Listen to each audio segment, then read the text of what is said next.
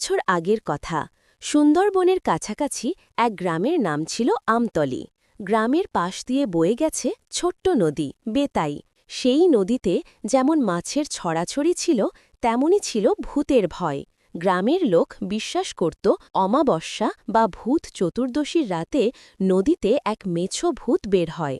তার চেহারা নাকি ভয়ঙ্কর, শরীরটা মানুষের মতো হলেও মুখটা বড় বড় মাছের আঁশে ঢাকা, আর চোখ দুটো অন্ধকারে জ্বল করে। তার প্রধান লোভ ছিল টাটকা মাছের ওপর। গ্রামের এক সাহসী যুবক ছিল, নাম তার হরিপদ। হরিপদ ছিল পেশায় জেলে। গ্রামের সবাই যখন ভূত প্রেতের ভয়ে সন্ধে নামার আগেই ঘরে খিল দিত, হরিপদ তখন একা নৌকো নিয়ে বেতাই নদীতে মাছ ধরতে যেত। সবাই তাকে বারণ করত, কিন্তু সে হাসি মুখে উড়িয়ে দিত, বলতো ভূতের চেয়ে পেটের জ্বালা বড়। সেবার ভূত চতুর্দশীতেও তার ব্যতিক্রম হল না।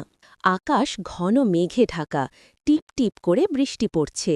চারিদিক নিঝুম, শুধু ঝিঝি পোকার ডাক আর জলের ছলাৎ ছলাৎ শব্দ। হরিপদ নৌকোর ওপর একটা লণ্ঠন জ্বালিয়ে জাল ফেলছিল। সেদিন তার জালে প্রচুর মাছ উঠছিল, বিশেষ করে বড় বড় চিতল মাছ। খুশিতে হরিপদের মনটা ভরে উঠেছিল। রাত যখন গভীর, হঠাৎ করেই নদীর জলটা কেমন শান্ত হয়ে গেল। ঝিঝির ডাকও থেমে গেছে। হরিপদের কেমন যেন অস্বস্তি হতে লাগল। সে জালটা গোটাতে যাবে, এমন সময় অনুভব করল জলের নিচ থেকে কেউ যেন ভীষণ শক্তিতে জালটা টেনে ধরেছে। হরিপদ তার সমস্ত শক্তি দিয়ে জাল টানতে লাগল। অনেক চেষ্টার পর যখন জালটা একটু একটু করে ওপরে উঠছে, সে দেখল জালের মধ্যে মাছের সাথে উঠে আসছে লম্বা লম্বা শ্যাওলার মতো চুল। তার বুকের ভেতরটা ধড়াস করে উঠল।